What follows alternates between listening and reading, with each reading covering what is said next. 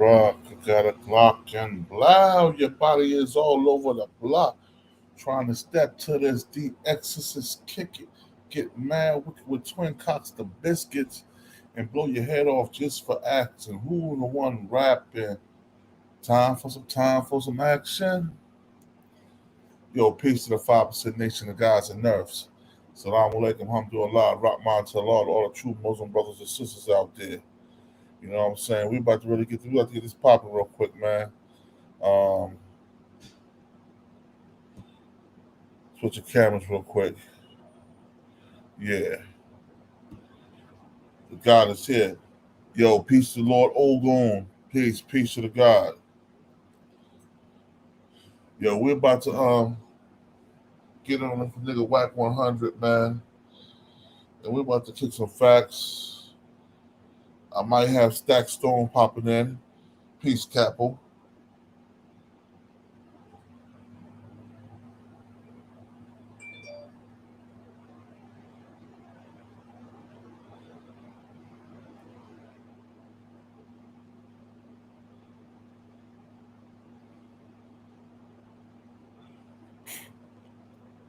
Yo, peace to the 5% nation of guys and nerves. Salam alaikum, alhamdulillah, rahman to Allah, to all the true Muslim brothers and sisters out there. And yo, this is just gonna be some real live. We're gonna do nothing but truth. We're gonna cut the profanity down because you know how YouTube guidelines is getting now. I got the brother Stakk Stone popping in. You know what I'm saying? The OG.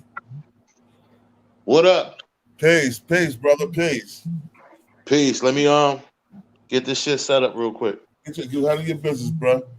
Just like, you know what I'm saying? You're trying to get everybody here anyway. Mad Money, salute, bro. Capo, salute. Renee Adams, peace, queen. TC Orleans, peace, queen. Ozo Olin, peace. Up for the Bay TV, you know what I'm saying? You know how we do. I got the OG Stakk Stone in here. You know what I mean? Peace, beloved. I ain't get my hair cut. Oh, hold on. Oh, yo, man. Don't put that Knicks hat on, bro. I'm putting my Knicks hat on, bro. I'm a diehard Knicks fan. Fuck that. Yo, hold on. Yo, bro. You know how we get down, man. Where my boy at, man? I'm gonna have to show. I gotta represent New York. Yo, I got a Knicks hat, baby. Yo, the Lakers right there. They looking bad though, bro. They looking bad. Bro, man, we gonna get it together, man. We're a new team, we're a new squad. Nah, y'all got too many stars over there to be like that, bro. Yo, up for debate. My boy Ozo said peace on Big Five.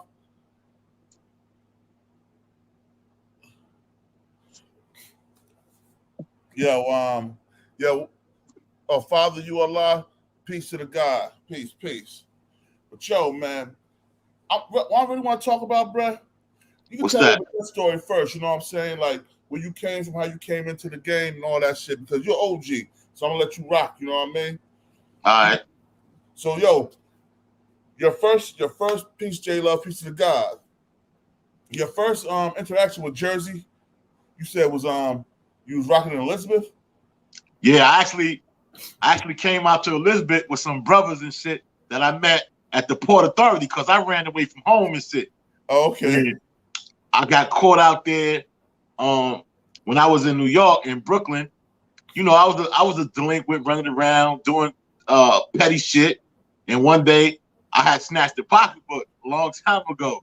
Oh. And I got locked up. And my mom, they let me go from the precinct and said I had to go home. And my mom was just like, when you get home, I'm gonna whip your ass.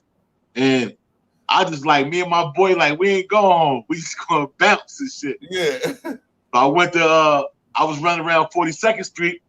And then we was like, yo, let's just get on the bus. Wherever that shit take us, man. Yeah. And some brothers from Jersey, from Elizabeth, there's like 3 of them. One dude name was Raheem. Other dude name was Rock. And I forgot the other brother name because it was so long ago. But they opened the back window to the bus, and we just got on the bus. Next thing you know, I'm in Elizabeth in like Eastport or one of them projects out there. Eastport, Pioneer Homes, McGlory Man's area, yeah. Right. So I ended up in Eastport and fucking with them. And they used to sell joints back in the days. These niggas, they used to go get weed from New York and come. They used to roll all their weed up and sell joints. You know what I'm saying? That was what they hustle and shit. So I was like, okay, they selling little joints. We got a little weed to smoke, whatever. And I just fuck with them niggas. I don't know why they adopted us like that. Yeah. But like, I think I stayed out there for like 3 or 4 days.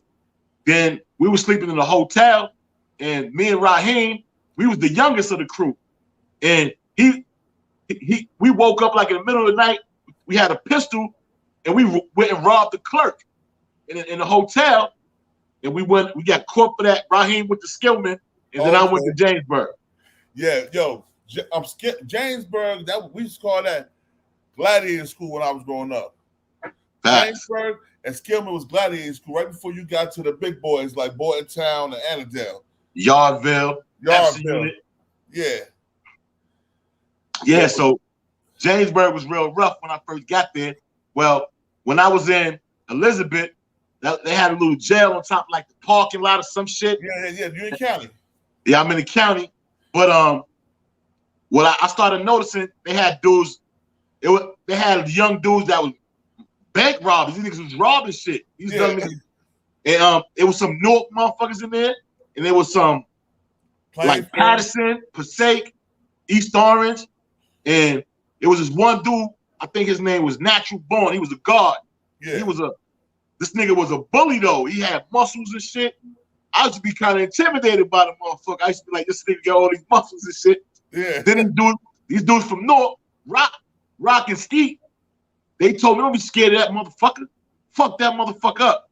They gave me the heart to fight back. You know what I'm saying? That's how I started, like that. Yeah. So when you did your time in Jersey, how much time did you do out here? I did 3 years out here in Jersey. 3 years?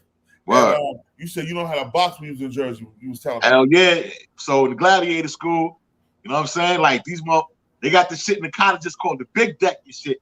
So, or whatever. Well, you had cottage 6, cottage 10, cottage 8. Yeah. Cottage 10 was like the wild cottage. Like they had the heavy hitters in there and shit. Yeah. So, but in the cottages that like a house and shit, they used to go downstairs in this shit called the big deck and just fight, bro. Like they wrap their hands up.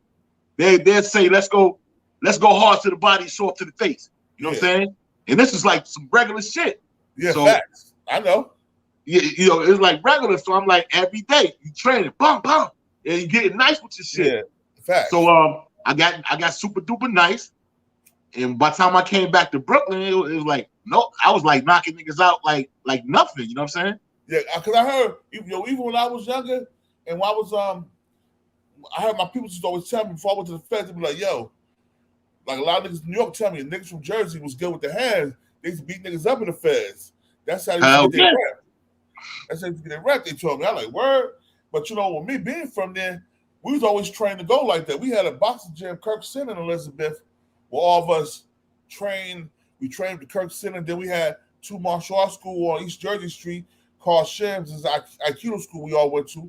So we was learning. Our parents were sending us there. Even when they didn't have money, the senseis let's train for free. The boxing coach let us train for free. You know what I mean? Just so we could stay out the streets type of shit. Hell yeah. So that's we need to bring that back where we have these gyms and open them up all over, man. Let people go start working out, getting right. And it's good exercise, it's good discipline. You know what I mean? I think boxing is good to implement that in these in the youth right now. You're right. 100% facts. Wow. 100% facts, bro. But yeah, Jersey was the spot, man. Yo, man, and I'm gonna keep it funky. Like my father, when I grew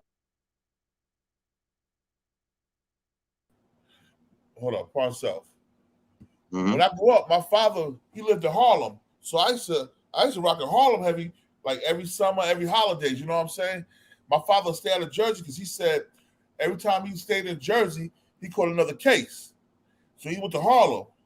So he was out there. So I was growing up, I was in Harlem. He would take me to the Bronx, take me all over different places in New York. And I was seeing a lot of shit. And I was like, and you know, when you're a kid, you get them big eyes. You're like, you soaking in all the game and shit. I'm like, oh, so I'm God body already. So they pulling me in, showing me different things. Me and God Sham God, my God brother. Oh, that's your God. You talking about? His my father was like this. So my father was like, I don't want you a part of the Nation of Islam. You know what I'm saying? I'm teaching you so you can learn the 5% Nation. And then Sham Godfather, Black Son. He taught me a lot of shit too. You know what I mean? So my father was my light in the nation. So I used to go back and forth to Jersey. And if you was there, well, you said you was there back then, so you might know the twins and Bilal Pretlow and Hussein Williams. They like around your age. They was the E4 Posse niggas. Nah, I didn't know them because I was only in Eastport for like a short period of time. Yeah. I know. Well, all right. So I knew some Muslim dudes. It was made up of Muslims and God bodies when I came through Jersey, right? Yeah. And I ain't gonna front. I was scared because I was 13, 14 years old. Oh yeah, you was young. Yeah, I was feeling like, damn, I gotta be part of a clique to survive in this motherfucker. So I ain't gonna lie. I took my shahada. You know what I'm saying? But I wasn't really feeling it like that. So I was like, yo, fuck that. I don't need no click. Once I started getting nice with my hands and learning how to defend myself, it was like, I don't need it. But the discipline of boxing was a beautiful thing for me, man. And then when I came out, I tried to box. I was thinking around that time I was gonna be either a ball player or a boxer, right? So I was in school. I was in Lincoln. And that was one of the biggest high schools in Brooklyn at the time. Yeah. But guess what happened? The crack era came in, bro. Oh, that money. The money. All my dreams of being a basketball player or a boxer went out the window. Facts, bro. Yo, and I'm gonna tell you some funny shit, man. I'm gonna tell them, yo, people don't realize how we met and shit, right? How me and you connected. Oh yeah. I did a video to OG, right? Because you know what I'm saying. I was rocking with old boy. You know what I'm saying? Casanova. Because I met Casanova a few times. He was cool as hell. So I'm like, I ain't cool as shit. And I see you shooting a rock. I didn't understand what you was talking about because I'm not a gang member. I'm not gang affiliated. We're part of 5% Nation. So, like I said, my title is to bully the bullies. So at the time, I said, this nigga a bully. And I didn't know you was that much older than me. You know what I'm saying? So I was like, this nigga's a bully and shit. You know what I mean? So let me get it to God. So I got at him. He never got back at me until like 3 weeks ago. I see the video. He was like, this nigga Con J. I'm like, oh shit. I'm like, all right. And then, but I was like, yo, I was like, what the fuck is this dude angle and shit? Because Casanova, he ain't no punk. You know what I'm saying? He not a punk. You know what I'm saying? I was trying to get at him to get him under the wing so he wouldn't be in the position he in today. Yeah, facts. You know what I'm saying? Yo, and that's some real shit because, like I said, when I was younger, my OGs, they used to be like, nigga, you playing basketball. Get the fuck out. You get out here. You ain't slinging. You ain't doing none of that. You shooting that rock, bruh. That's your job. But my cousins and them was like, they was in the game heavy. So I'm seeing these niggas, they decked out in new sneakers, dope ropes, Gucci, the polo puffy polos and Gucci coats from down there Canal and shit, from Dapper Dan and all that. I want that Dapper Dan lifestyle, bro. That's what I'm saying. And that's what I was in on Clubhouse, and we was talking about what we could do to help our community as far as our people are concerned. I was like, yo, we need to get them out of these schools because the imaging of what they seeing, you know what I'm saying? They want the Balenciaga, the Gucci. Yeah. I mean, why you want all that? You know what I'm saying? That's not added to your worth. So we got caught up in imaging. You know what I'm saying? Imaging is everything. You know what I'm saying? Yeah. But yo, I want to ask you a question, man. Now, me and Wack 100 been going back and forth since about 2016, 2017. And in my eyes, the way I see him doing things, the way he coming at a lot of East Coast people, it's like he trying to restart a war that's supposed to never have started in the first place. Yeah. Black men, you know what I'm saying? And like I said, if you stand for righteous, you're doing righteous things. I'm not coming at you, but if you coming at, it's like you trying to reignite this war. Oh, when he went at Pop Smoke, The way he with that old boy from Bronx, what's the boy name? My Son, Matt Mano and all them. The way he was going at the cast Jim Jones, it's like he's going at the East Coast hard body, but a lot of West Coast cats don't rock with him either. And to be honest with you, I know dudes from the West Coast for my affiliation. You know what I'm saying? Yeah. So we talk, and what they tell me is, yeah, he's not well received over there. But I talked to Wack too, and I talked to him over Clubhouse. I know what he's doing. It's not a lot of West Coast dudes he can focus on, right? That's out there. Yeah. But he do like expose them dudes, and like he just exposed some dude named Jabba Loke or some shit, right? Yeah. So I can't really tell you because I can't speak for him, but I think it got a lot to do with his business. And he learned the business of what this hip hop and what this social media shit is, right? And how you stay relevant and how you stay in the algorithm. Because he says two things. He's like a walking contradiction. So in order for me to process that shit, I gotta take it as, oh, he's a businessman. So in his business, he needs to stay relevant. Yeah. Because he is in the algorithm, right? Wack 100, Wack 100, Wack 100. You see that shit every day. Wack 100. So he, business-wise, he's doing it. But the controversy at the expense of like causing controversy, I don't think that's right. You got to rise above him though. Like you got to actually be like, oh, I know what he's doing. And it's a psychology game with Wack. Wack is one of the, he's smart, bro. Because I went back and forth with him. But I'm smart too. So you can't pull me in like you pull the rest of them dudes in. Yeah. Because first of all, I don't get agitated like that. I think shit out. And I got my talking points. Wack is not going to come to the hood and battle with you right now. He'll tell you, I'm not in that area no more. I don't live in Bompton no more. He'll tell you, I'm not coming to the hood no more. I'm a multi-millionaire. He'll set that tone. So he'll lure you in to have controversy, content, and show. You understand? Yeah. Controversy, content. Let's show it. So he don't got a problem coming at them dudes and shit because he knows something about them. Yeah. He knows something about it. He knows that Jimmy is battling shit. Jimmy is probably broke right now. He got a problem paying his fucking mortgage and shit. He's in foreclosure with some shit. So he know who to fucking fuck with. You know what I'm saying? But do I respect what he's doing? Nah. But do I look at it from a grander scale and be like, yo, this dude is smart because he understands what social media is right now. Right, yeah. And he's able to interchange in corporate. I don't know why he's doing it. I can't give you that. But I have my runners with him. But I figure like this. I can't battle him like that. He's a persuasive dude. Very persuasive. And his persuasion reaches a lot of areas. Trust me, because I had some experience with, I was going to do a walkthrough in North Carolina. They said, Stakk, we want you to come walk through the strip club and we'll pay you. And I was like, all right, boom. So I asked him if you want me to bring a couple of my homies. He asked me who. I told him a homie name.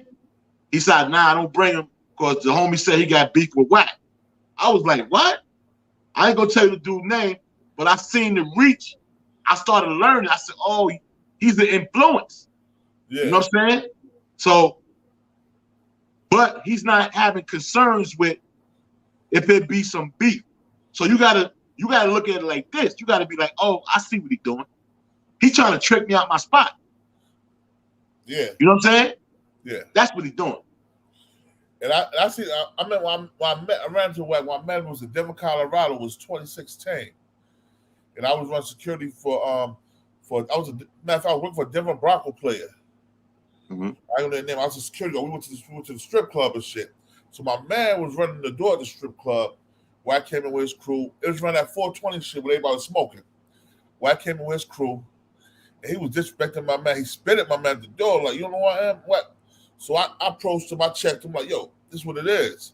Not going down like that out here. So me and him had words with that. But so then when I finally start my YouTube page, right? I see this guy just going at people, just disrespecting people. And I'm like, yo. And my first thought is bully the bullies. You know what I'm saying? They don't know. I know this nigga a little chihuahua. He ain't no pit bull or Rockwell. He a chihuahua. He a little dude. I'm 6'7", 350. This dude is big, bro. He's got a big head to make him look like he's bigger than what he is. So I went at him, you know what I mean? And then he was going to Trench, and Trench from Jersey. So I remember that. And I remember Trench going to LA. And I remember Trench copping pleas. I was pissed off with Trench. He did? Bruh.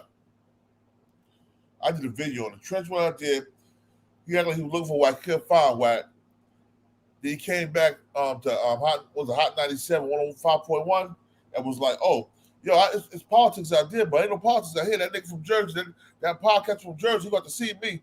I'm the king of Jersey. Some shit like that, he said. And I laughed about it. He had it on his Instagram and everything. I was like, yo, this guy, he clowning like that. Yo, bro, I knew this guy since I was a kid. You know what I'm saying? Personally, like, he ran with my cousins in East Orange. So I know he wasn't built like that. I knew Vin Rock. Vin Rock is built like that. Vinny? Yo, I swear to God, I wouldn't have thought that. Right. I would never. Yo, Tresh painted a picture like he about that. He got a lot of niggas behind him, but him himself. So he ended up copping the plea. He copped the plea to Wack. Apologize. Wow. Apologize, bro. Word. Apologize. Damn, that's disappointing right there. Very, very disappointing. That's very disappointing, bro. I was telling her, yo, I even told the dude, yo, you ain't say that shit when Tresh came out there, so I look bad for saying that shit. No, when Tresh first went out there, he looked like he was doing his thing, but then we apologized. I thought he had the Booyah tribe back in him. He did. But Tresh didn't want to go see old boy face to face. I wouldn't apologize to that nigga. Man, I'm not apologizing to nobody, man. If I apologize, I just said we're totally wrong. Like, yo, my bad, bro. I fucked up. I misjudged the situation. Nigga, run the fade, man. Run the fade, bro. Run the fade, bro. Yo, I thought Tresh was nice with his shit. Yo, bro, I seen Wack throw his shit with the white boys. He ain't got it. He don't got it, bro. He don't got it. That dude got it, bro. He was like on defense and shit. Oh, he was running. He threw a lucky punch like that and have to hit the guy in the chin. And you don't get no props for that. No props for that. No props at all. And he was running from the dude. Really, he was running from him. Yeah. He just threw a lucky punch. I'm like, you're playing the famous knocking out stitches and one white boy. That's it. But he always keep lying about old boy from Nipsey crew knocking him, planting him on his behind. Nipsey bodyguard put him to sleep. Got his back pockets and back dirty. They put Wack to sleep? Oh yeah. Wack woke up and said, he's like, the nigga did me with a dope fiend. he said the dude hit him with a dope fiend. I'm like, yo, bro, you up there kicking dirt on Nipsey's name and you walking through LA like it's sweet, bro. Yo, shit, man. Look, I mean, yo, I don't understand his angle sometimes. I'm like, yo, if this nigga's a multi-millionaire, why he keep doing certain shit? Like, yo, the nigga lying. The nigga don't got no money like that. He's holding the game money. Cause game signed his money over to Wack so that chick couldn't sue him. Wow. That chick sued him for like 20 million, something like that. Cause of that rape shit? Because he touched the chick ass in the whatchamacallit on MTV on a series on MTV touched the ass. Wow. She sued him and he didn't show up to court. So they automatically gave him a lawsuit. Oh yeah. When you don't show up, that's what happens and shit. Yeah, and then the chick that the minor that he had a baby by, she's in England somewhere. He got a baby by a minor? Yo, bruh. The chick was all on YouTube, had pictures of her, Wack, and the game. And Wack know that? Wack know that, bruh. Wack called her lying a little bit, all that. He was disrespecting her. You know who put that out there though, right? Who? 40 Glock. Wow. He had old girl information. Old girl hit him. Wow. I didn't know that shit. Yeah, bro. That was a few years ago. Wack know that. A lot of these guys that be in the entertainment industry, you know what I'm saying? So niggas protecting the pedophile. Pretty much. That's some new information, bro. Dang. Yo, this industry is crazy, bro. It is. But you know what? Yo, going from Wack to Hassan Campbell. Hassan Campbell used to be a blood, right? But now he said all the blood initiation is with them having raping the members in. Bro, he just said that in a video, bro. When he said that, I was like, that's a fact. So what you want to say is that Afghan Bottom was your OG and he was a blood and he fucked you with? No, he's saying that. He says that's what these young bloods doing now. Come on, bro. That's crazy, man. Hey, yo, I'm gonna tell you one thing though. The reason I started doing this YouTube thing, bro, is because my nigga Taxstone, bro. Taxstone, yo, he showed me the blueprint. And I'm like, yo, controversy sounds like a motherfucker. It do. If you're controversial, you'll be up there. I ain't gonna front. I was liking his style, but the nigga had told people he was from my projects. Yeah. And he wasn't. And he kind of took my name. He put a stone at the end of it. Yeah. I was like, yo, what the fuck? Then he was telling people the way he blooded in. So I was like, yo, is this dude identity jacking and shit? Yeah. But I don't think that was the case, but he had a good style, man. Yeah. And I like when he kicked Joe Button. Well, Joe Button just left the podcast when he was doing an interview. Yeah. So I was feeling it because nobody was coming like that. He was like the beginning of the podcast. You know what I'm saying? Yeah. And people like, I don't like the niggas, the rappers that jumped into podcast and they jumped in our lane because their money's drying up. You know what I'm saying? Like the fucking pandemic made these motherfuckers jump into a podcast and now everybody want to interview motherfuckers. Yeah. You know what I'm saying? Like, yo, stay in your lane, nigga. Stay with the rap. Leave some money for us. Fuck, we ain't got nothing else. You're 100% right, bro. A lot of these rappers jumping in the lane. I'm like, yo, and I know a lot of these rappers that I bodyguard, so I know a lot of these rappers ain't really built like that. A lot of these athletes, they don't got it in them. They just I told you we started like the reason I don't do that because I don't want to drop my money right now. You know what I'm saying? Yeah, you can't do it right now. But here's the thing: if you did decide to do that, right? You probably can make a lot of money. Yeah. You know what I'm saying? If you would decide, yo, let me tell some fucking stories, but being that you loyal and you got integrity about yourself, that shit probably prevent you from selling your soul for the money. Yeah, now I talked about a couple of people that bodyguard for people I ain't rock with at all. I don't like them niggas. Niggas like that nigga Pac-Man Jones. Oh, what's up with that nigga? He on drugs? Man, he was on drugs. He was trying to rape a chick. I was there. He was trying to take that chick booty in the bathroom.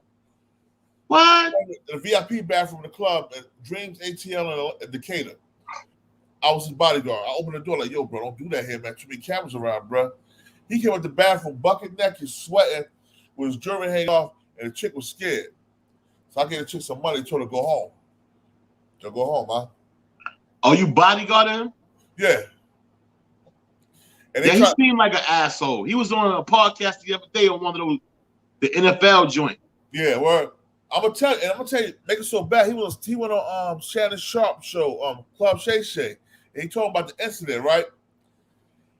But he lied about the incident. And everybody else that was there was like, yo, this nigga lied. Okay, he didn't say your name, but he lied. I'm like, I know he lied. Because he said the security I rocked him. You know what I'm saying? I rocked the snot box. You know what I'm saying? He seemed like an asshole too. Yo, he is, bro. The little man disorder. Got that little man complex. Oh, he's short? Yeah, he's short. He like 5'8", 5'9". Little nigga, man. Yo, that's some shit motherfuckers make it to be an athlete and you're a fucking asshole, man. Like you rape a woman and all that type of shit. That's fucked up. Yeah, but that's what they do, man. And it's crazy, man. You're like, yo, this guy is really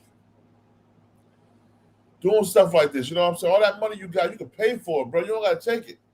Word. The niggas in the hood pay for it every day. Word. Pay a cell phone bill, buy some weed, buy some drinks. You're paying for it.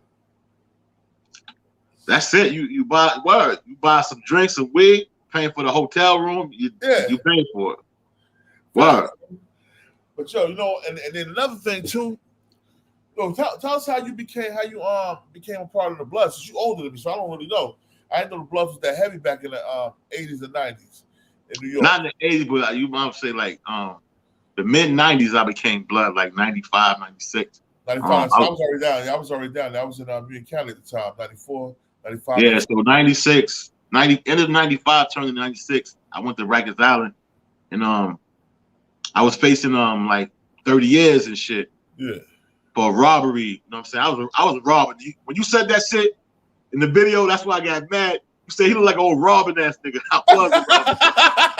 I was like, this nigga hit me. This nigga hit me with some shit. You know what I'm saying? So I was a robbing ass nigga. I was a robber. Yeah. Robbery was my expertise. So I caught a fucking robber. But this time I did a robbery. I impersonated the police. I used to have police shit. So my man had the he had some police vest. He had the NYPD windbreaker jackets and shit. So I went and I used to rob shit. And I used to get a lot of money. I caught the robbery case. Ended up getting like 10 years. Went to Rikers Island and I turned Blood. And then it was it from there. You know what I'm saying? Like that shit was the worst decision of my life because I had to be responsible for a lot of people. Man, it was a good decision as far as the oppression was concerned. You know what I'm saying? Yeah. But yeah, shit was rough. I just was doing an interview the other day with men do about that shit. It was hard, you know what I'm saying? I don't really like to talk about it too much because I'm a humanitarian right now. Like I'm focusing on helping people that, you know what I'm saying, came from where I came from. And we focused on like establishing schools in the community, you know what I'm saying, to help young black kids and young black girls learn at a different rate, you know what I'm saying, to learn how to have different things incorporated in their lives, like how you manage your money, banking, cryptocurrency, Bitcoin, all the stuff that's relevant now. It's going to be relevant in the next 20 years, you know, trying to invest them in technology, teaching them technology and health, consciousness of what you eat. That's all important. So that's what I'm doing now. So the Blood shit, yeah, that was a part of my life. And did it help at the time? Yeah, because we was being oppressed. But I don't like to. There's so much videos out there on me about that. You know what I'm saying? You could go to YouTube and you can see all my stories. I am coming out with a documentary of the Blood Chronicles, and I'll be telling stories of, you know, what it was like being Blood in New York, what it was like being Blood in the state prisons, and what it was like being Blood on Rikers Island, and how it affected my mental and how it affected my family. So I focus on stuff like that, of what my family went through while I was in prison. That's peace. With me, you know what I'm saying? My first case was a robbery case. When I was in the 7th grade, called it armed robbery. Now, I ain't gonna say I didn't do it, but I'm gonna say the nigga who was with me, he went to the police and told the police. He pointed me out in the school. I was in school. They called me to the office in 7th grade and was like, yo, he was like, he did it. The nigga became one of the biggest drug dealers in the city at one point, you know what I'm saying? After that. And I was like, yo. So when I came home, I did like, they had me in detention for like 6 months for that. It gave me like 2 years probation. So when I came home, I'm back in the projects. Now, you know what I'm saying? I'm not into that robbing stuff, you know what I'm saying? But I'm into getting money. So I started hustling. My cousins, a lot of my cousins, E4 Posse was a big clique that ran like Elizabeth, Linden, Roselle, Rawway, and Southport and then Partial North. And the beginning of Partial North is right by Elizabeth. So they had control over all that. So I was able to start getting money like that when I was a kid. So I was getting money like that, and I was playing ball, trying to call myself rapping and all that stuff. You know what I mean? Anything that would get me out the hood. One of my OGs called me the $1 Million Man. And I was like, why you call me the $1 Million Man? He's like, either way, you gonna be a millionaire sooner or later. You know what I'm saying? I was like, all right, rest in peace, Marky D. You know what I'm saying? He got killed. Yo, but you know what? You was 6'7". I'm only 6'1". I was like, damn. I used to ask my God, like, yo, why you ain't giving me my height, my father's height and my brother's height? Like, I felt like if I would have had a few more inches, I probably would have had a better chance. So what happened with you?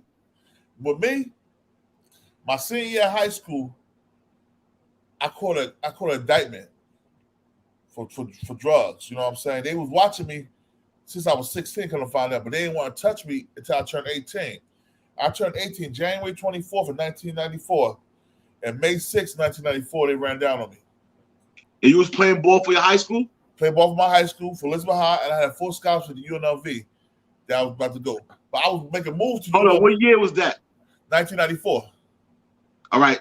So that was after the running rebels, Larry Johnson and the motherfucker. Yeah, after that. My when I went there, it was right after well, I was supposed to go, it was right after oh boy, name is shit. J.R. Ryder, Isaiah Ryder. He was there. Yeah, he was there after he was there after he graduated already. But my point guard from Elizabeth High was Lawrence Thomas. He was there. And when I was gonna go there, it was with this guy named Sunshine Anderson, one of the dudes from New York. Todd Shine or something like that. Can't remember the dude's name. It was a long time ago. But he was a point guard from out of New York. He was nice. From Jersey, I remember what's that tall, dark-skinned motherfucker name? He used to play for the Knicks. He's from Jersey. He was the biggest thing out of Jersey. 6'10" motherfucker with a handle. Yo, you talking about Tim Thomas? Tim Thomas, yeah. He came after me. He came like a year after me, I think. He was a year after me. But before me, we had this kid called Manute, Corey Williams. He's the best player in the state of New Jersey. He went to Norfolk State, and he's back on the NBA, but he got blinded. He got poked in his eye. Blinded him overseas. He's overseas. He's blinded him. I was telling you yesterday about when my era, because I'm older than you, Eric Walls from Camden High. He was the nigga in Jersey around that time. Yeah. Eric Walls was nice too. I remember you said that. As soon as you said, I remember them. Yeah. It was Chris Gatlin from Elizabeth. He played for the Golden State Warriors. Yeah, I remember Chris Gatlin. Yeah, he played light-skinned dude. Yeah, light-skinned tall. He played for the Nets. Yeah. Dallas Mavericks. He went to the All-Star team with the Dallas Mavericks. So dang, it was so many potential stars that fell victim to like the streets, man. Yeah, it happens though. No, it happens because when you're in that environment, like at the time, my mother was she was addicted to heroin. She's been clean 26 years now, but at the time she's addicted to heroin. My stepfather at the time, he's addicted to heroin and crack cocaine, and he used to steal everything out of the house and sell it. You know what I'm saying? So I had to get in the streets. I had to eat. I don't eat swine, so I had to eat, and I wanted to dress fresh. I'm already tall and shit. Tall, skinny with big feet. I can't be dressing like no clown. So, you was a walking billboard and shit. was a walking joke at one time, right? What? I told my mother, I don't know if you remember when the Levi's was popping heavy back in the day. And my mother, she went to the store called Three Guys. It got me like school time starts. She got me like 6 pair of Levi's, but they was the colorful, straight Levi's. Ones. The like blue one, red, blue, the yellow. One, the one with the pinstripes on them. Shit. I'm like, oh hell no! I'm like, yo, I think I wore them since one time. I got clowned in school so bad. I'm like, yo, I want to block and start pedaling. Like, I need some real shit. Let me get them Levi suits. You know what I'm saying? Yo, the Levi suits was tough, bro. It was tough, bro. When the silver tabs came out, it was tough. So you had to like, it was like different things you had to do in order to stand out. Word. At a certain age, you know what I'm saying? And shit. When I heard about when I was a kid, when I was in high school, it was this cat. He came from Long Beach, Cali, And I never knew it was no blood center in Long Beach, but kind of found out it was blood center it was one blood center in Long Beach. And he was a part of that set. He brought that shit to Jersey. Yeah, because that shit is all Crips out there. Yeah. But everybody like, oh, there's no blood. I'm like, man, it was a blood set. Then all the older G like, yo, it was a blood set out there in Long Beach. Most of Crips was one blood set. And he's part of that set. He brought that shit to Elizabeth, you know what I'm saying? And he put a lot of niggas, but I never could fit. I gotta get with that shit because my father would always say, he's like, you're a leader. You're not a follower. Yo, what happened to that dude that was in all those videos and shit dissing Chief Keef? Oh, the Crip dude. Yeah. Blaze, C Blaze. Yeah, that nigga. They finished him, man. He got that record tearing. Word. All of them got that record tearing, man. Them, what's the name of that blood set? I mean that Crip set? Grape Street. Grape Street. All them. I was in the fence with them niggas. All them niggas got finished, bro. So they was doing illegal shit then. Hell, bruh. They had Knuckle smashed for a long period of time. And the last time I seen a nigga, I think Tresh brought him up to the radio station. Yeah. He was on Breakfast Club. Okay. That's when the Heat probably got on his head. I think so. Because the Heat got on them like, I'm telling you, he got on them like around 2016, man. Heavy. Because it was a lot. It was a lot of murders in that clip too. It was a lot of murderers. And that's where Wack was arguing with some dudes about that the other day in Clubhouse and shit. Where? Yeah, you gotta get, yo, son, he told this dude, I ain't gonna put the niggas' names out there, but he argued with this dude from Grape Street. And he told the dude, your clique told on the big homie. And he just going at it. Y'all niggas is rat. You're told on the big homie. I'm like, this nigga's bugging, yo. Yeah. Word. But you know what? Wack, that nigga, he throw rocks at Highland Sands. He's a pot caller of Kettle Black. He throw rocks living in a glass house. Because you saying this person a rat, that person a rat, but you hang with rats. You align yourself with the biggest one. And you know what? I'm gonna keep it real, man. With that Tekashi situation, I'm gonna say something.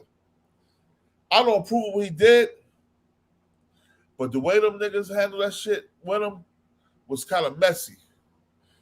You know what I'm saying? Setting up to get robbed, beating him up, smashing his baby moms, threatening to kill his family. You know what I'm saying? And he was feeding them. So it was, to me, that was a little. I would have handled the streetway. You know what I'm saying? I would have handled the streetway, but. Well, the reason I'd be like, well, he was in the mix now. He was sending hits at niggas, right? Yeah. So he made the little homie spray at one of them Chicago niggas. So that right there, you like, you know what I'm saying? You trying to say you involved, but when they flipped on him, when they treated him dirty, yo, that's part of the game, bro. You knew who you was aligning yourself up with, man. Them niggas was vultures, homie. Like, you know what I'm saying? Like, yeah. You for street cred, you came up with this bright idea, like I'm gonna align myself with this crew, right? Yeah. And I'm gonna make videos with a bunch of homies red flagging and shit. It's gonna give me the street cred, right? But you amongst the gorillas though. These niggas is gorillas. They want it. You know what I'm saying? So I don't know what actually transpired between them to make them flip on him. But I remember the day when he did that interview, said he cutting everybody off. Yeah. They was on their way to get him. They was on their way to get him when they was out in like what? I think it was one of them casinos and shit. Police picked him up because they heard on the wire that they was coming to get that nigga. You know what I'm saying? Yeah. So they snatched him off the street before they could even get to him. You know what I'm saying? I want to understand something. You know, so we street niggas, really. That's what we are. We elevated past that. You know, we elevated past that street stage, but we also know that if you're talking to a wiretap talking about super violate this dude, and nothing comes from that, it makes you feel like you're working. Yo, man, that's a touchy situation, bro. Like I'm just talking about in general, though, bro. A federal wiretap, everybody that says something that's not right as that is going in. Yeah. But the crazy thing is that shit is sealed. They sealed it? Yeah, and if it's sealed, that means a file is created. You know what I'm saying? So I don't even like to touch that shit because I don't got concrete proof. Bruh. So the concrete proof I need, bruh, is you caught a case of Virginia with guns, then you went to Atlanta, caught a drug and gun case. And you get no time for it, no probation. That shit swept under the rug. And fucking Wack was talking about that shit yesterday too. Freaky Ziggy too. Freaky Ziggy was on a federal. He's a federal informant in North Carolina. I had the paperwork. I put the paperwork on that shit. Yeah, he been exposed. Yeah. So you said you don't mess with rats, but one of the biggest rats hanging here is a part of your crew. That's true. That is true. You know what I'm saying? So you gotta weigh and balance that stuff. You can't say certain things. You gotta stand what you say. If you say I don't mess with rats, that means if a nigga in my crew's a rat, I'm taking his head too.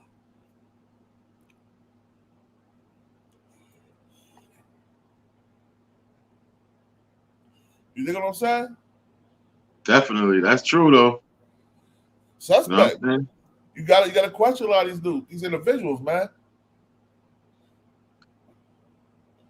Like I said, I've been in the streets. I know the signs. I know when niggas telling. I know when niggas not telling. You know what I'm saying? It's just a part of the system. You know what I mean? Word. And I say, So we did that that all calls out mandatory thing. We had that dude. What's this clown nigga name? Ja some shit. Gotti. So what's his name? Bullets Gotti. Bullets Gotti. We call him Bullets Gotti. Pellets Gotti.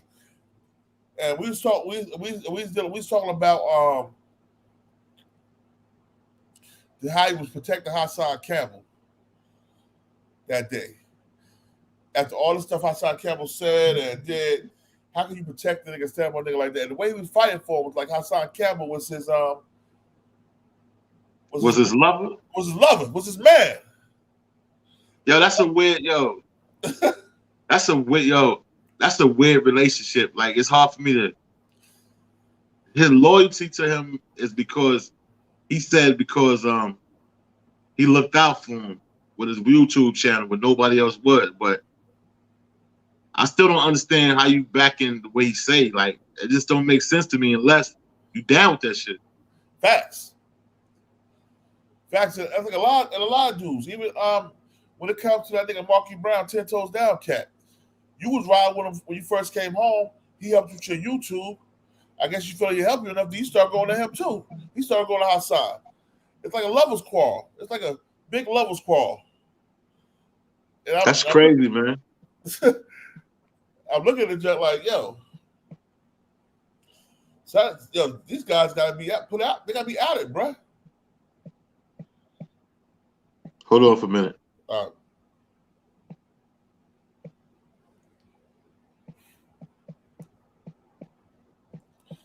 Yo, Wack's crazy.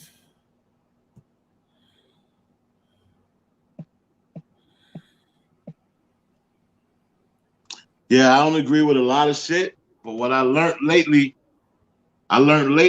what you said, controversy sells, man. So a lot of times niggas be reaching for this shit, bro. Like they want their numbers up. If they talk about papers and all that shit, motherfuckers is bugged out. Look, it's bugged, man. Like I said, I've been watching these dudes. Like, why went away and came back? It was a lot of new dudes out of nowhere. And I was like, wow, that fast? These cats just overtaken. And when I was locked up, he kept trying to get in contact with me through some guys I knew. So I finally called him. One day while I was in the joint, right? We was talking and shit. He's like, yo, man, I want you to do an interview on my channel. That I didn't know who the dude was. So I was like, yo, let me finish this court case. You know what I'm saying? Whenever I'm finished, you know what I'm saying, we can talk about an interview. But what happened is I did so much time, they sent me to the halfway house. So now I was able to have the federal halfway house, we were able to have smartphones. So I got my smartphone, so I just started my own YouTube back up.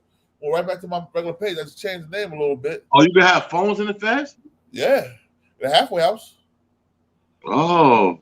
You have phones in the federal halfway house, bro. Oh, yeah, when you come home and go to the halfway house. Yeah. Yeah. You get called on the phone in the feds. That's what add time to your sentence.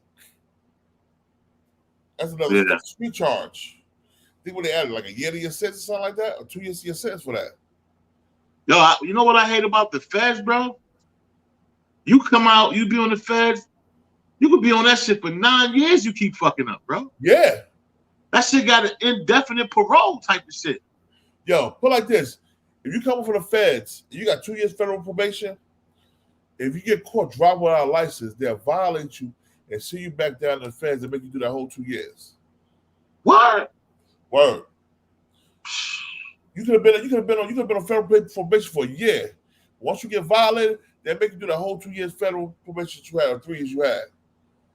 Mm. You have to do all that time over. That's the only thing. When they took me off that papers, I was happy to them. I was happy to fag with a bag of dicks. And you know what?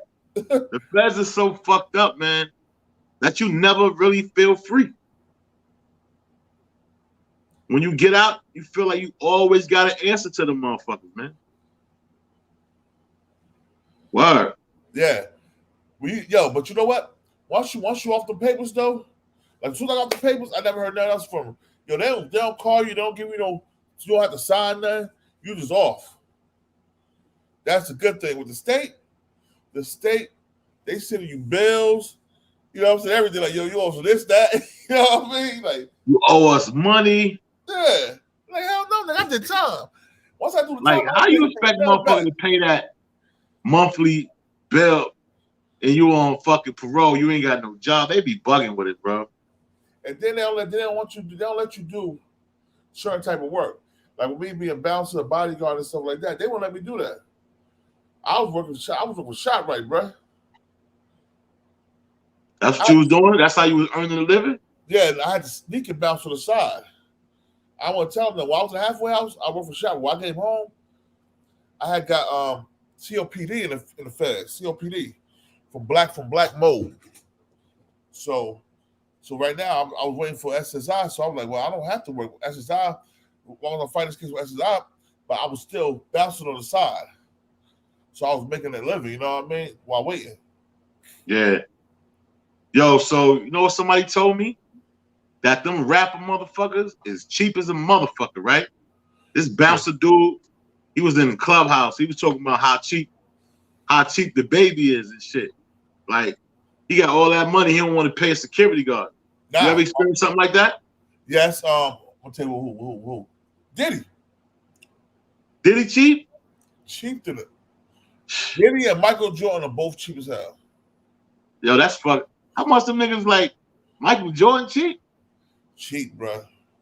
But like this, we went to a restaurant one time. I was his daughter's bodyguard. He was there with his bodyguard. His son, you know what I'm saying? It was like a team of us. We went to this restaurant. So the waiter was like, you know what I'm saying? Like, can I get a tip or whatever? You know what Michael did? Mike took the cigar in his mouth. He was smoking. He signed the cigar. He was like, here's your tip right here. He's like, put it on eBay. Mike is an asshole, man. Yo, you look at this guy like, you just get to do the signed cigar that you was smoking? He was like, cheap, bro. Yo, so the nigga asked Mike for a tip? Yeah, because Mike wasn't tipping nobody. Damn. Like, that's some shit. Yeah, he asked Mike for a tip. Hey, yo, I'm gonna keep it real. When I say when I'm bouncing or something and a celebrity comes to the club that I'm at, yeah, I'm like, oh man, you gotta tip me, bro. I ain't gonna be running around here like a chick on my head calling for you and you ain't show me no bread. Period. I make them tip me, bro. I might have to do an interview about that shit with you, bro. Oh yeah, no doubt, bro. We can do that. It's crazy, man. The industry's Michael crazy. Jordan, a lot of people think he's a fucking hero, but he really a fucking asshole. Yeah, he's a straight asshole, bro. Straight asshole. And then you getting all this money off the community and shit. And he didn't start giving back. The people start comparing him and LeBron James to get how much LeBron James giving back to the community. Then Michael started giving back to the community a few years ago. When LeBron That nigga's opened that our private school, and he put $40 million behind that to give the kids scholarships to college and stuff like that. He also was helping people that was coming fathers with records. He was getting them training and all that. That's when Mike decided to start giving away money. And let it be known. It's a lot that's going on in this entertainment stuff, man. It's a lot in this entertainment industry that go on. So you know what I mean. So let me ask you a question though. Yeah. So Corey King is your homeboy? Yeah, that's the homie.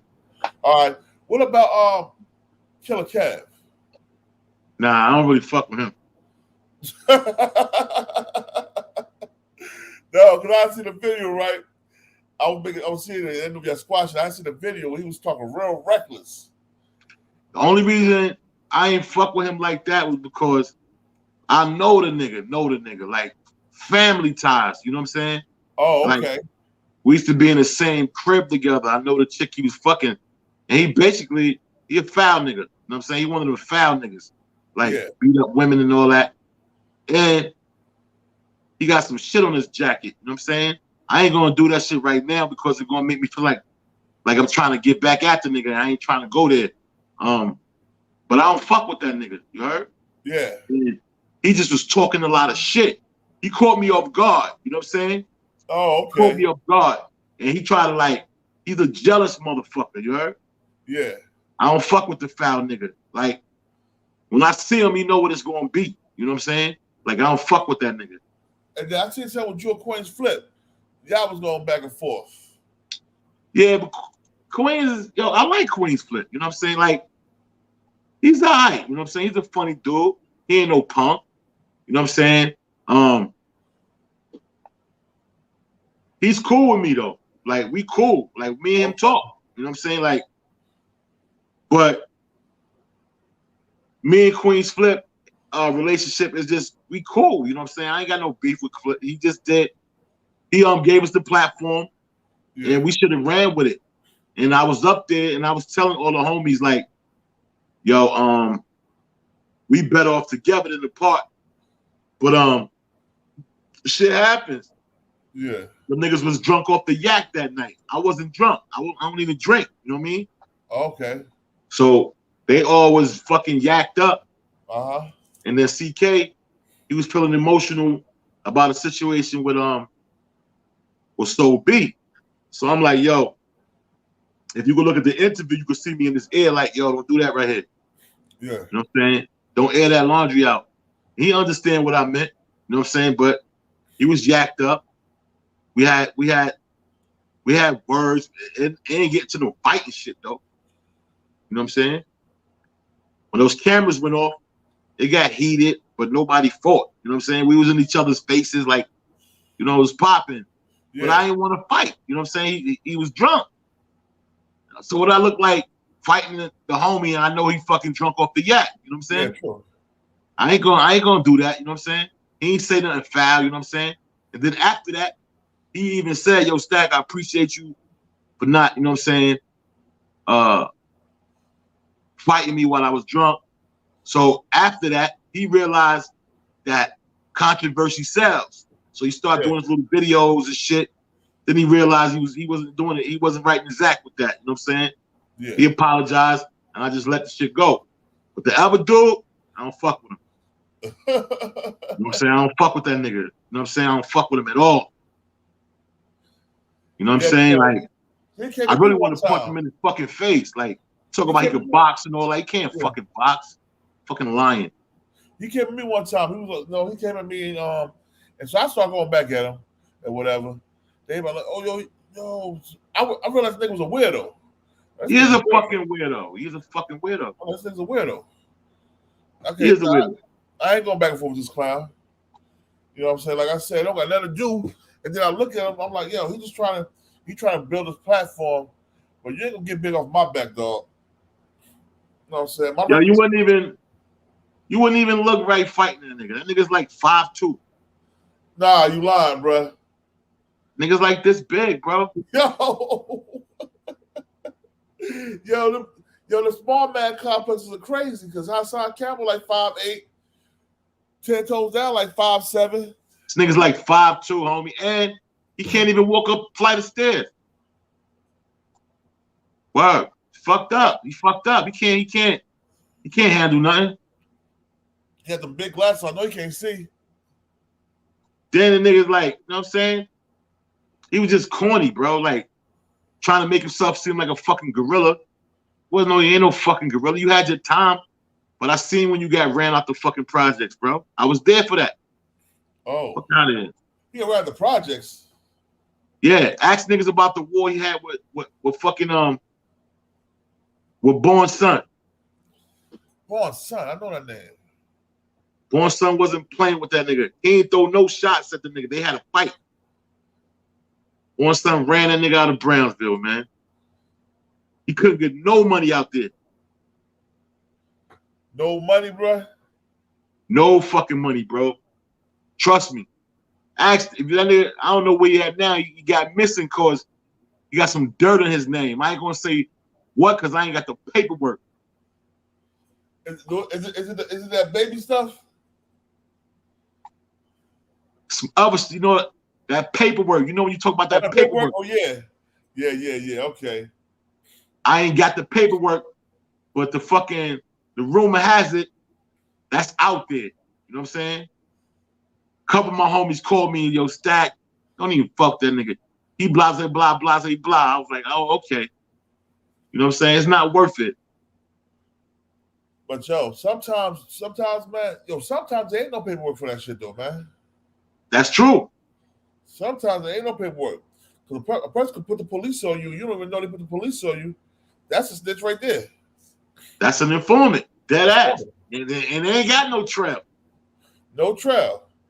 But you'll know who's who by what you said around that person. You're like, oh, this nigga told him because this the only nigga I talked to us about. That's the fact. So a lot of times you gotta go from your experience with a dude like, yo, the only thing I ever told us about is him. And how they know about all this. Word, man. Yo. But fuck it, man. I'm not even trying to be on that lane right now. Nah. I'm trying to do some other shit.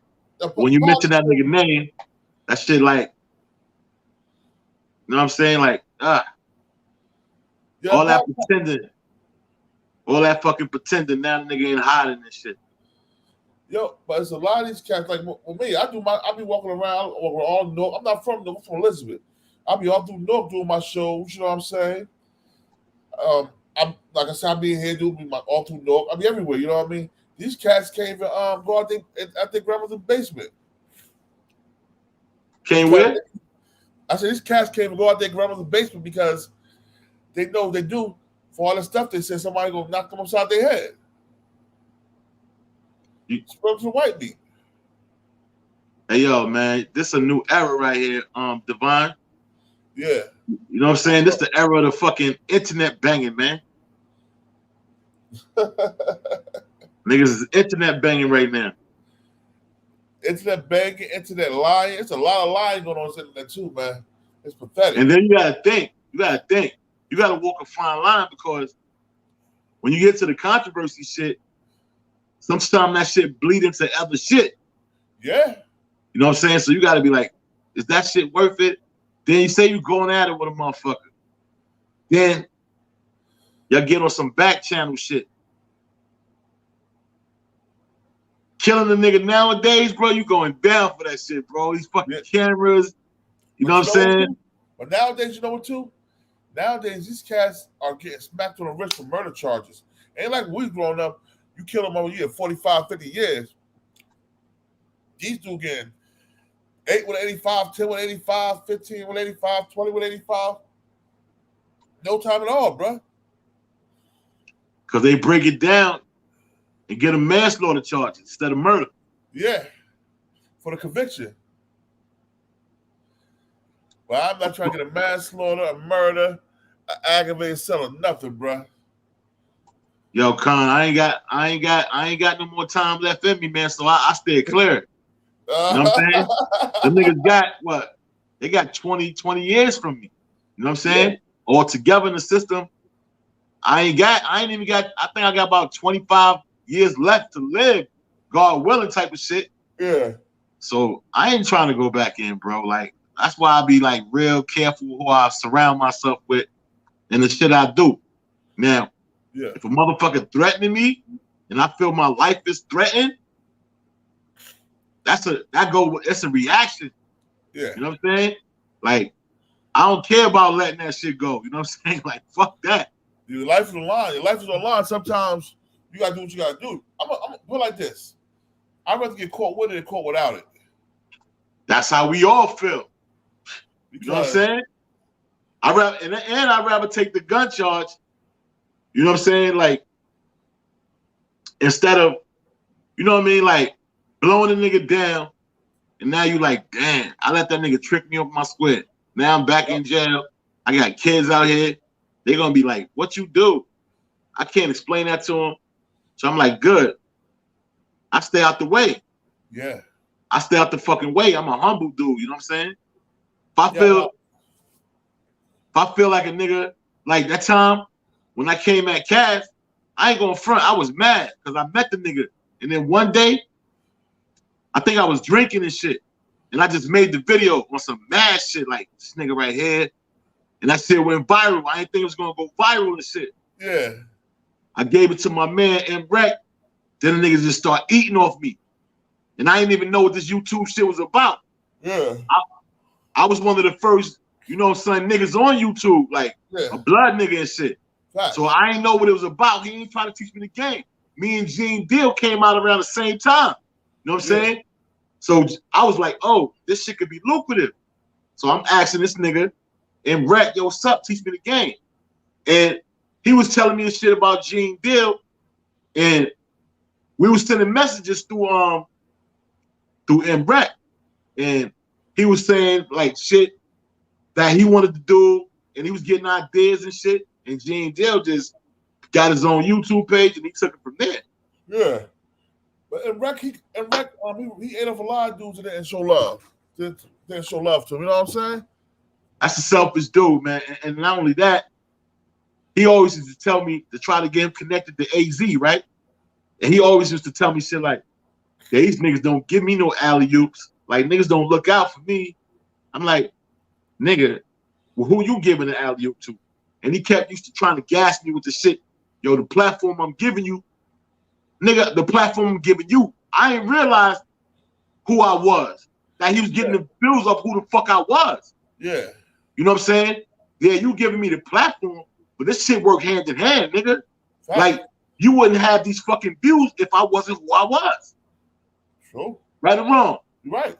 So I didn't realize that yet. I didn't realize who I really was because into the videos. Like, you know when you don't recognize your true worth? I thought I was just a former gangbanger. Niggas know me from Brooklyn. Niggas know me from Jersey. And that's it. But when I started getting that responses and his numbers started going up, I realized that I was the first face to New York Bloods that people never seen. Yeah. So it's always a myth about who we was till they seen us. That's why Queen's Flip shit blew up, because they used to hear about us, but they never seen us. You hear me? So when I started realizing that, I was like, oh, this is entertainment. It is like movie shit, because you can really get lucrative based on history. Because everybody want to know what it was like. Who are these niggas? Da-da-da. You know what I'm saying? It's just curiosity. So you package that shit up, you can sell it. Let me ask you a question. I got this dude I grew up with from Elizabeth. They call him Panther. He started his own set of Bloods in Rikers in New York. He came back to Jersey with it. Little Phil. He's called Little Panther. You know what I'm saying? So even with him, right now he got a book coming out and everything, but even with him, he wasn't who he was until he went to Now Why and joined. You know what I'm saying? Because he wasn't built for tough. You dig what I'm saying? He ran with a lot of Haitian dudes from my hood. You know what I mean? So at one time we was beefing with the Haitian dudes, and he was running with the dudes we was beefing with. So in all actuality, we was beefing with him. You know what I'm saying? So, but he was in New York, and he heavy. He got his own branch. I forgot the name of his branch. The name was set in New York. They call him Little Panther now. I never heard of him, but I understand what you're saying. How if you align yourself with some people, all of a sudden you blow up and turn like a big figure and shit. Yeah. And you know the nigga when he was like wasn't that. You know what I'm saying? Wasn't that. So now you like, damn, how the fuck this nigga like? I know this nigga. You know what I'm saying? I know he wasn't built like that. But see, one thing about me, they can't say that shit about me. Cause when I wasn't built like that, I was in Jersey. Yeah. When I got my toughness, it came from Jersey. You know what I'm saying? I was tough. Salute from Brownsville, but it was Eastwick all day, baby. Yo, but I'm gonna keep it 100. Yeah. When I was in Brooklyn, I still was a kid. So when I got to Jersey, you gotta realize, 14, I didn't have that toughness. Even though I was from Brownsville, I fought, but it wasn't like being groomed in Jersey and having to fight every day. You know what I'm saying? Yeah. That built me tough. You know what I'm saying? It took the fear out of shit for me. Yeah. Like, and I knew when I left that shit, it was like, yo, I got the confidence. Like, them niggas built the confidence in me. And I went to high school. I was knocking 2 niggas out at one time. I knew how to line niggas up. So if I had 2 niggas in front of me, if they were standing a certain way, I could hit niggas with a 2-piece. Bang, bang, like a cross. And I could tap you in your jaw, tap him on his jaw. 2 niggas done. Yeah. And when niggas seen that shit, I did it in high school. I just tried it. 2 niggas standing in front of me, I lined them up. You know, you get that cross and the other cross. Yeah. All you gotta do is 6 ounces of pressure to the jaw. Yeah. You can take the oxygen from their brain like that. I did it nice and smooth. That shit spread it. Yo, this nigga Stakk knocked 2 niggas out at one time. It was over after that. Then my motherfucking reputation started being like, oh, this nigga could fight. And I was known for fighting from Brownsville, East New York, Red Hook. Then I lived in Red Hook, knocking niggas out in Red Hook. And them niggas was gun shooters out there. Yeah. So high school, knocking niggas out. Then the reputation just went to Rikers Island. Then I don't got no sucker shit on my resume. You know what I'm saying? Yeah. Ain't no snitching, no gay shit. Yeah. Thorough. My whole resume is thorough. You ain't gonna have a nigga getting on here and saying some shit about me. Yo, this nigga was doing this. It's nowhere to exist. Fact. You can go back to Jersey, but I never punked out. I might have got beaten up, but I ain't punk out. And the reason I got beaten up because the niggas knew how to fight better than me. Yeah. But I still fought. You know what I'm saying? Yeah, facts. So you don't got no punking out shit on my shit. You know what I'm saying? You ain't gonna have no nigga coming out the woodwork. Yo, this nigga Stakk. It ain't there. It ain't there. That's why I feel confident in talking about my shit. You know what I mean? Not no real niggas anyway. That's what I say. You know what I'm saying? I earned my stripes, man. I took ass whoopers to give them. You know what I mean? So I came. Yo, but nigga front like he never took an ass whipping. He never been in the street, bro. Nope. Never been in the street. If a nigga can act like he never took a loss. I took a couple of them shits. I got jumped by a bunch of Jamaicans one time. Oh, shit. Niggas had knives, bats. You know what I'm saying? What could I do? Yo, I got jumped all the way till I was 16, bro. They had to jump your big ass. You probably could take on like, you probably one of them niggas that could take 5, 6 niggas at once. I just put my back against the wall, just keep throwing them out. That's right. You know what I'm saying? That's nothing. Take out bumps, take out bruises, take the lump. Shit, I got stabbed in my back twice. 2 collapsed lungs, homie. Oh, damn. I got stabbed. While I was in the county, and shit, I got hit with a poker from this like a king dude. I was beating up his boys. I didn't even know I was stabbed. But I had on like 2 heavy sweatshirts they have. Yeah. And I had on 2 uniform shirts. I knew they used knives, so it helped you block the plastic knife. You know what I mean? Poke him. Yo, that's when I realized, like in Jersey, right? When I went to reception, Jamesburg, they put you in this classification shit where they figure out where they're gonna put you. You either gonna go to the big boys, or you gonna go Skillman, or you gonna stay at Jamesburg. This one I seen, it was this big nigga. They call this nigga the Hulk. It was a Spanish nigga though. This nigga was fucking cut like a bodybuilder. I was like, what the fuck this nigga doing in here? With me, I'm 14. This nigga like about 19. He was cut.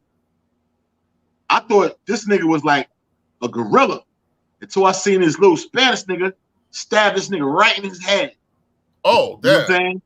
And that's when I knew, oh, these niggas will stab you. They don't give a fuck about no muscles and shit. You know what I'm saying? Yeah. Yo, Taiwan, he's from Brooklyn, but he was groomed in Elizabeth, Eastwick, Eastport. Who? No, he was asking where you was from. He thought you was from what part of Jersey you was from. I said you from Brooklyn, but you was groomed in Eastport for a little while. That's you did your time out in Jersey from Eastport. Yeah, I got my toughness from Jersey because I ain't gonna front. Jersey has some tough niggas, bro. Tough. I mean, you had tough niggas from Newark, Patterson, Passaic, East Orange, Trenton, Rahway. Then you had the Philly niggas in there. Philly niggas was tough. You know what I'm saying? That's how I learned. The niggas would tell me like it was I ain't gonna front. That's how it was a lot of cop killers back then. Yeah. The Philly niggas was killing cops. Jersey niggas was robbing banks. You know what I'm saying? A lot of bank robbing ass niggas. I was like, yo, niggas is robbing banks? Like, that shit was elevated for me. I never seen no shit like that. Yeah, true. Like, I was like, how these niggas get hard to rob banks? You know what I'm saying? They going where the money at, bro. Yeah. Word. Then my father was a bank robber. You know what I'm saying? Look at that shit. Look at that shit. Niggas is, yo. That's why I respect niggas that rob banks. You know why? Because they go where the money is at, bro. They ain't robbing no person off the street. That's a blind robbery. You don't know what you getting. Facts. Unless you robbing the spot. Word. I never was one of penny any niggas that rob a regular nigga on the street. If I rob somebody, I'm hitting a lick on the spot. I know it's gonna be something there. So it's gonna be a come up. I did that before. You know what I'm saying? I robbed blind shit. That's how I started elevating my robberies because I was like, yo, fuck it. If I'm gonna take a chance, I might as well take a chance with Zach because I'm at the same amount of time. Yeah. You know what I'm saying? Out now. Let me stop educating these niggas from here with the crime, man. Because I was getting ready to go into the bank robberies and without the note and with the note and without, like, I don't want to do that because it's going to educate these niggas, man. But it's better for me to be educated than for me to be blind and going to do a blind dumb. Yeah. I mean, if you going to be a robber, man, you might as well go to where the banks is at because you get the same amount of time in the feds that the state probably give you more time. Actually, yeah. If you get caught in an armed robbery. I seen bank robbers do 7 years in the feds and come home. Yeah. Yo, I robbed my bank. I only did 2 years. Came home. Look at that. Look at that. No gun. Without a gun, you pretty much good. And some people mind, that's worth it. Yeah. And I hate to say that, but like, shit, nigga, if I'm young, if I'm 15, and it's like, nah, fuck that. It's not worth it. It's not worth it. Fuck it. I ain't gonna put that out there. None of that shit is worth it. Spending 1 day in jail. Facts, it's not. But if you starving on the street, you can't get a job. You know what I'm saying? That's what I'm trying to say. That's what I'm trying to say. You see how you said your mom's had a situation, your pops had a situation, and you had to eat, right? Yeah. So fuck it.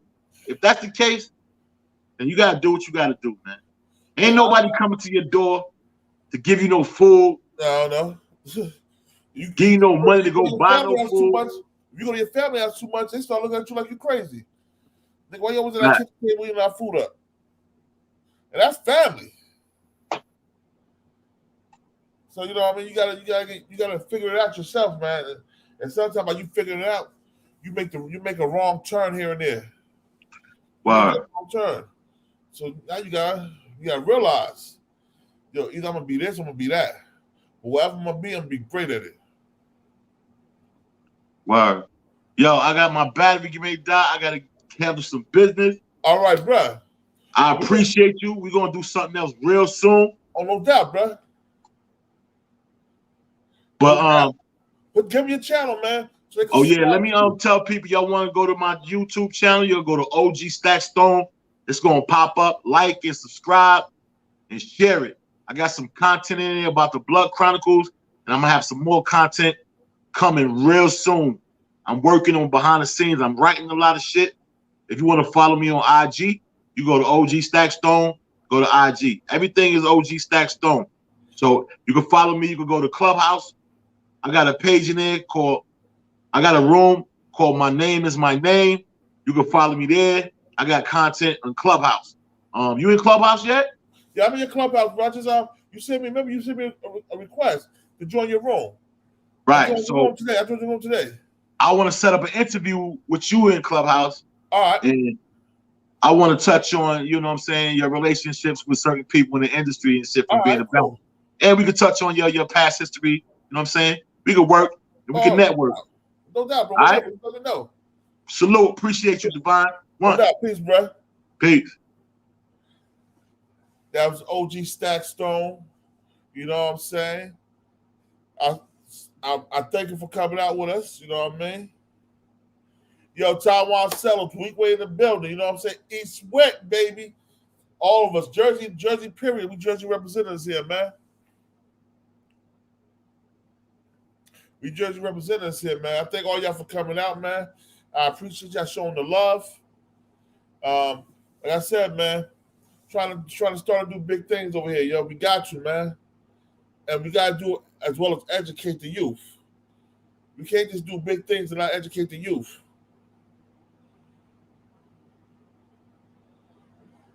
My boy Chris Don, what's up, bro? Peace, little bro. How you? You know what I'm saying? So we got to do things to educate the youth as well. But, you know, sometimes a person's story's got to be told.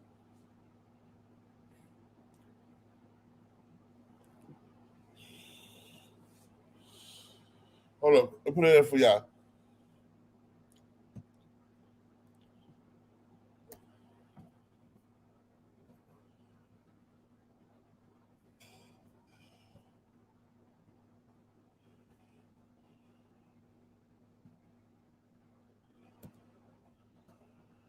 OG Stakk Stone.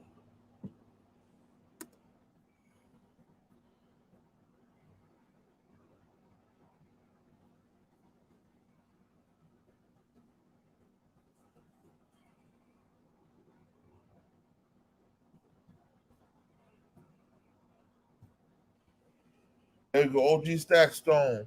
YouTube and Instagram. Giant JMS, that's what it is, bro. Born and raised, man. Like I said, man, I'm just trying to do a lot of things, man. I appreciate y'all for coming out, showing love, enough respect. Peace to the 5% nation of guys and nerfs. Yo, the God is out of here. One.